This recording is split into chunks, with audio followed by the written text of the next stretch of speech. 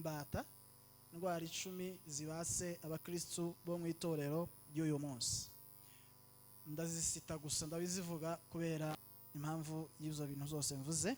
Indwara 10 zibase abakristo bo mu itorero kubata imbata. Indwara 10 zibase abakristo bo mu itorero ry'uyu munsi. Cyambere ukwiye kumenya mbere yuko tuzivuga nuko indwara n'ubushobozi bwinjira mu buzima bw'umuntu ngo bumwaka imbaraga bumwongerera intege nke. Indwara n'ubushobozi bwinjira mu buzima bwinjira mu mubiri w'umuntu bukamwaka ubudahangarwa, bukamwaka imbaraga, ariko bukongera intege nke. Indwara nimbi ku rwego iza mu buzima bw'umuntu ikamwaka ubusabane n'abandi. Higiye umuntu yokagiye mu materaniro, higiye umuntu yokwicaye mu birori by'umwana we, ariko kubera ko yarwaye akinjira ahantu mu cyumba bakamukingirana. Indwara n'ubushobozi bwinjira mu buzima bw'umuntu ngo bumwaka imbaraga bumwongera intege nke. Indwara n'ubushobozi ushobora kwinjira mu buzima bw'umuntu bukamwaka ubusabane n'abandi. Niba tugiye kuganira indwara 10 zibasa abakristo muri uyu munsi, ntago nenda kuvuga malaria n'ibindi, ahubwo nashaka kubereka ibintu Satani arimo gukoresha byinjiye mu rero ngo bitwaka imbaraga, bitwongerera intege nke mu mwuka, cyangwa se bitwaka ubusabane n'abandi, bitwaka ubusabane n'abandi mu mwuka, biduteza amacakubiri, biduteza kwigunga. Turi kumwe? Amen. Muzamura amajwi. Haleluya. Haleluya. Indwara nimbi ntabwo ndangiriza mu kubereka ibibazo bihari, ariko ndaza kurangiza mvuga ko Kristo ahari kandi niwe gisubizo cy'ibibazo byacu byose. Haleluya. Amen. Indwara ya mbere rero ibase abakristo bo mu itorero ry'uyu munsi, iya mbere ni ugukorera Imana ariko abantu badakunda Imana bakorera. Indwara ya mbere ibase itorero ry'uyu munsi ni ugukorera Imana ariko tudakunda Imana dukorera. Ni ukubaho ubuzima bukunze amateraniro ariko nanone imitima iri kure y'amateraniro. Ni ugutanga ifaranga nyinshi ariko izo faranga tukaba twazikiranutsemmo, twazibye cyangwa twazibonye mu buryo butari bwiza. Kimwe mu bibazo itorero rifite uyu munsi ni ukubaho ubuzima bukunda gukorera Imana ariko budakunda Imana bukorera. Indwara ya mbere ibase itorero ry'uyu munsi ni ukubaho ubuzima bukunda gukorera Imana ariko budakunda Imana bukorera. Bibiliya aho twasonye mu butumwa bwiza nko bwanditswe na Luka ibice 10:38 kugeza kuri 42, haravuga abakobwa babiri, uwitwa Marta n'uwitwa Maria, bombi ngo baje imbere ya Yesu. Umwe aja mu gikoni, undi aza kumutegera. Uwagiye mu gikoni we yarazi ko ari we watunganyije kubera ko yari ko akorera Yesu. Uwagiye gutegera Yesu yasaga n'umushangu, yasaga n'indeshi, yasaga n'uwadehesheje, yasaga n'umuntu uhunga imirimo. Ariko uwagiye gupfukama kumva Yesu, yakomeje yumva Yesu, wari guteka, amaze guteka yaraje aza kuregera Yesu waje kumutegera kaho ari we wakoze amakosa. Aramubwira ngo urabona ko ndushye, urabona ko mpangayitse ku bwawe, ariko mwene data yaje kugutegera. Yaraje kumubwira ati dore mwene data n'umushangu, mwene data ntagukunda, mwene data ntaza gukorera, ariko njyewe nahangayitse. Yesu yamusubije ijambo rikomeye, aramubwira ngo Marita, Marita, uriganyira wishura muri byinshi, ariko ngombwa ni kimwe, we yahise nk'umugabane mwiza kandi atazakwa. Yaravuze iki? Yaravuze ngo mbere yuko munkorera nimubanze munyumve. Amen. Bwana sifiwe. Haleluya. Haleluya. Yesu yaravuze ngo sinanga ko munkorera, sinanga ko musirimba, sinanga ko mubwiriza, sinanga ko mukora amafungo, sinanga ko mutanga amaturo, sinanga ko muja mu materaniro, ariko mbere yuko muja mu materaniro nimubanze munyakire. Amen. Nimbanze ninjira mu mitima yanyu, nimbanze ninjira mu buzima bwanyu, nimbanze mbe mu bugingo bwanyu, nimbanze nitawale akili zenu, nitawale fikra zenu, mbanze mbe muri mwebwe. Ijambo ry'Imana ravuga ngo ribe muri mwe kandi rigwiriye kandi rigwije ubwenge. Amen. Dufite Kristo rero benshi bihutiye kuja mu mirimo kandi batarakira umurimo Imana yakoze. Bwana sifiwe sana. Bwana Yesu asifiwe.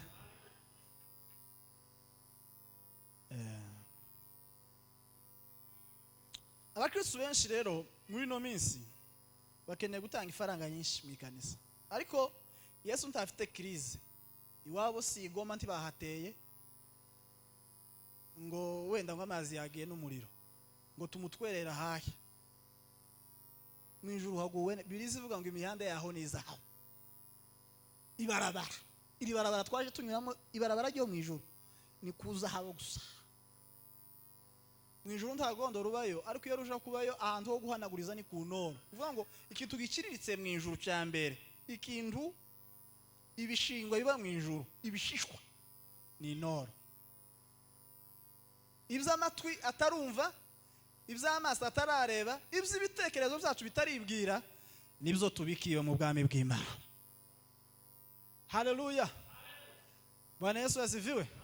Yesu yaravuze ngo nta muntu n'umwe uzuncumbira umutima ngo nkurye atarabanza kurya uwo namucumbiye ariko kunyakira ngo angendane arya umubiri wanje anywa amaraso yanje kugira ngo azobone icyo ampa. Imana ntize yakira ituro ry'umupagani.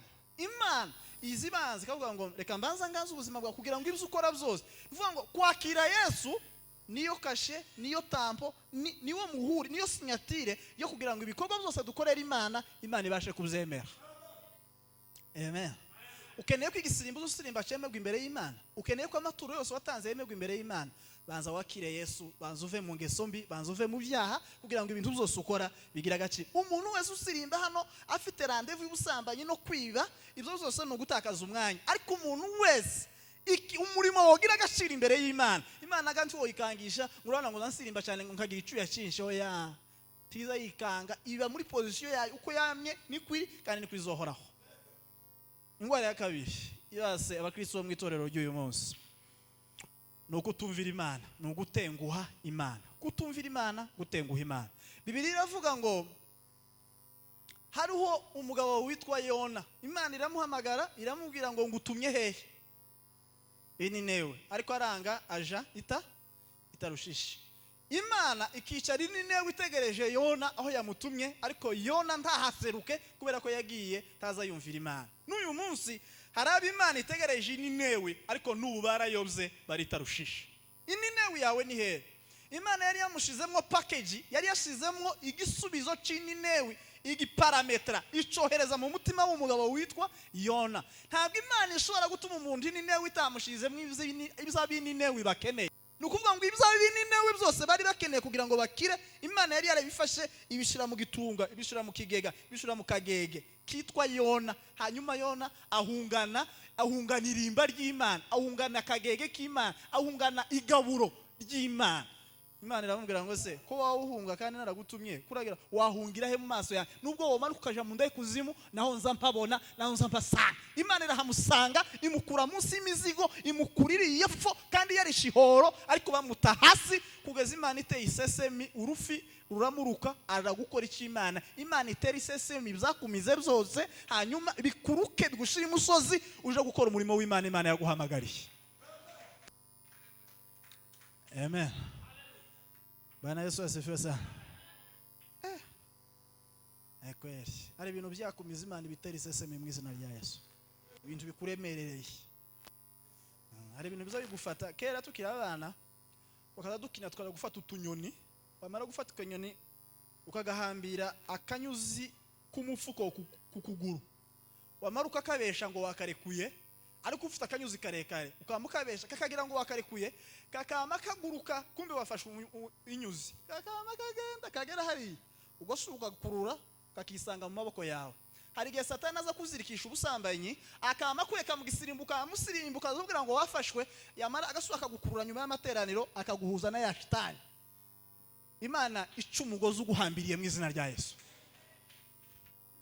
Yewe muntu shusho yayo iyo Mana girwa agaciro, yewe muntu shusho yayo niyo Mana girwa agaciro, yewe muntu shusho yayo niyo Mana girwa agaciro. Amen. Amen. Abakristo benshi Imana kirabahamagarira Ninewe. Imana yagutumye mwivuga butumwa waranze baruha basobanura amandi kuranga, bararuhwa nawe urabyere kusinziriye uranga. Imana kirakubwira ngo tanga amatu, Imana kirakubwira ngo reka ibyo bya, Imana yagutumyeho kuza wumvira Imana. Ijambo ry'Imana ryarabwirijwe, rinyura mu ndirimbo, riranyura mu Nyakenya mwari kumwe mu modoka, arakubwira ngo Imana iragushaka Ninewe. Hari abantu bayobye Ninewe ihabo, ahantu Imana kiraduhamagarira kuja Ninewe. Hari buri muntu wese agira Ninewe yiwe. Nahantu wogera ukabiga isubizo, nahantu wogera ugasanga abantu baburaye ukabaheza igihumbi bakarya bakavuga ngo bahuye na Mesiya ukuri. Ninewe nahantu Imana yose guhamagarira kugira ngo uje kubabera igisubizo cy'ikibazo bafite. Amen. Bwana sifiwe. Hari amahuzu ufite ashaje ariko hari umuturanyi uvuga ngo Mana nukurera amahuzu yiwe uwo yamba no yajana mu uko. Iyo ni Ninewe yawe. Uzabzo kujya umena kuko ibishingwe byo mwanyu numwita wasigaye n'akawunga gatoya nibyo bishingwe mugira mwanyu. Hari abantu bazayifuza ibishingwe byo mwanyu bakavuga ngo twebwe muzoza mubimena muno tubigaburira abana. Izo nyama muzamusiga ku magufwa abana bazavuga ati wo yameno yakanje hamwe byose n'amagufwa. Ninewe nisi Imana yakuremeye kugira ngo uzohinduke igisubizo cy'ibibazo bafite. Yewe muntu niyo Mana ngira agaciro. Yewe muntu shusho yayo niyo Mana ngira agaciro. Yewe muntu shusho yayo niyo Mana ngira agaciro. Hari Ninewe, hari kibanza, hari umuturanyi Imana guhamagarira kuja mu wiwe. Hari amasengesho wosengera kana kagaturanye Imana kagakiza ingwara igizigiye kirekire mu izina rya Yesu. Amen. Hari Imana gutumamo, hari urugo Imana yagutumyemo. Hari kurubuga mu bana, hari akajambo kohereza, urubuga rufite amacakubiri badimini bakagubwa neza. Isi meze nabi ku buryo Satani arimo gukora nkuko yakoze kera kugira ngo buri rubuga rwose ruzoza rugira Kayini wabo. Buri muryango wose bazabagira Kayini wo mwabo. Buri muntu famille restreinte Kayini wabo. Urubuga rwo kwase Kayini, urubuga rwo kwase kuru buri muntu wese azagira Kayini wo mwabo. Kayini ni umuntu utazo wishimira iyo mugiye gufasha umupfakazi atanga ikindi gitekerezo cy'ubukwe. Iyo bavuze ngo hari umupfakazi wafaka Yerisede bagiye kumufasha, azavuga ngo ese ngo ntimwamwibuka ko dufite ubukwe.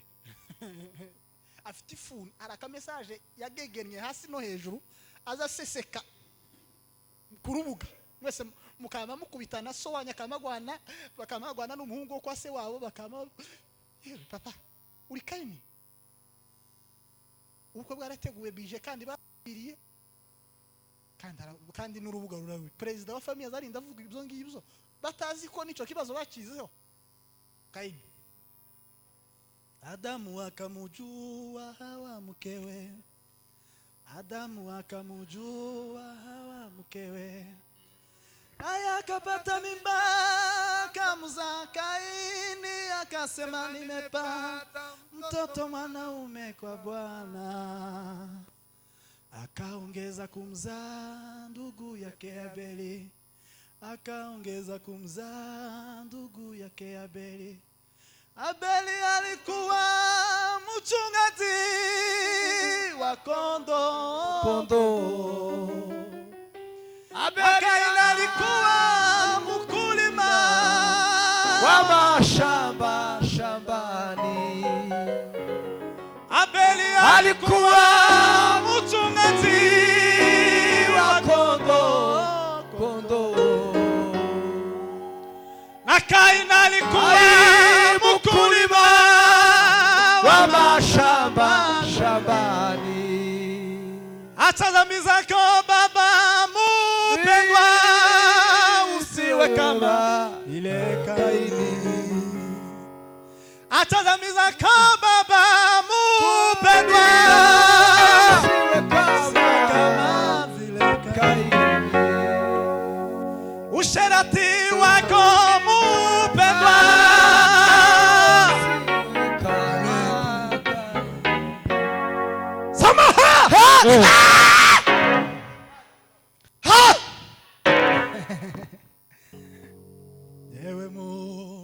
karame mana we shusho yayo niyo mana ngira uw'agaciro yewe mu shusho yayo niyo mana ngira uw'agaciro. Iminota nihaye yashize komeza aracarika ibindi 10. Ingwara ya gatatu ibasa abakristo uyu munsi ni ugushaka icubahiro cyabo mu ijambo ry'Imana babwirije kuruta gushaka icubahiro cy'Imana mu ijambo ry'Imana babwirije. Ingwara ya gatatu ibasa itorero ry'uyu munsi ni abantu baba bashaka icubahiro cy'Imana mu ijambo ry'Imana babwirije kuruta gushaka icubahiro cy'Imana mu ijambo ry'Imana babwirije. Niba babwirije bakeneye amashi kuruta amashi y'Imana. Niba babwirije bakeneye ifaranga kuruta imitima. Niba baririmbye batahe bamuvuzeho kigiye twakavuze Zaburi tumutindeho kaho ari isura ya 151 ya Zaburi. Amen.